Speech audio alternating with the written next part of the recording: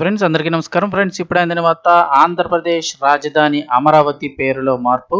ఇక నుండి ఇలాగే రాష్ట్ర సర్కార్ ఉత్తర్వులు జారీ చేసింది. అసలు ఏం జరిగింది, ఏంటి వివరాలు తెలుసుకుందాం. వీడియో పూర్తిగా చూడండి, అలాగే తప్పకుండా లైక్ చేయండి. మరిన్ని అప్డేట్స్ కోసం ఛానల్ని సబ్స్క్రైబ్ చేసుకోండి.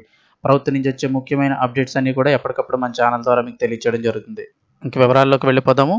ఏపీ రాజధాని అమరావతి పేరు మార్పు, సర్కార్ ఉత్తర్వులు. ఆంధ్రప్రదేశ్ రాజధాని నగరం అమరావతి పేరును ఇప్పటి వరకు ఇంగ్లీష్లో రకరకాలుగా స్పెల్లింగ్స్తో రాయడం పిలవడం జరుగుతుంది. అయితే తాజాగా ఇప్పుడు కేంద్ర ప్రభుత్వం పార్లమెంట్లో అమరావతిని ఏపీ రాజధానిగా ఖరారు చేస్తూ రాష్ట్ర పునర్విభజన చట్టంలో మార్పులు కూడా చేసింది. అయితే అమరావతి పేరును కూడా ఖరారు చేసింది. దీంతో ఇక రాష్ట్రంలో ప్రభుత్వ వ్యవహారాల్లో కూడా ఎక్కడ తేడా లేకుండా ఒకే స్పెల్లింగ్తో అమరావతి పేరు ఉండేలాగా ప్రభుత్వం ఉత్తర్వులు జారీ చేసింది. అమరావతి పేరును ఇప్పటి వరకు ఇంగ్లీష్లో చూసినట్టయితే AMARAVATI అని, అలాగే AMARAVATHI అని, లాస్ట్లో TITHI ఇలా రెండు రకాలుగా కూడా రాసేవారు, పిలిచేవారు. ఇప్పుడు దీన్ని సరిచేస్తూ కేవలం AMARAVATI అమరావతి ఇలాగ మాత్రమే వాడాలని ప్రభుత్వం ఉత్తర్వులు జారీ చేసింది.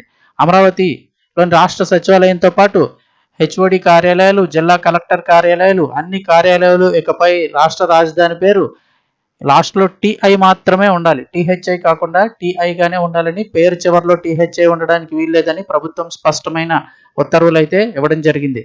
ఇకపై ప్రభుత్వ శాఖలు అంతర్గతంగా జరుపుకునే సంభాషణలు, ఫైలింగ్స్, లేఖలు, ఇతర అంశాల్లో కూడా అమరావతి కరెక్ట్ స్పెల్లింగ్తో మాత్రమే వాడాలని ప్రభుత్వం ఆదేశించింది. అలాగే ప్రజలతో జరిపే సంభాషణలు, ఇతర వ్యవహారాలకు కూడా ఇదే వర్తిస్తుందని తెలిపింది.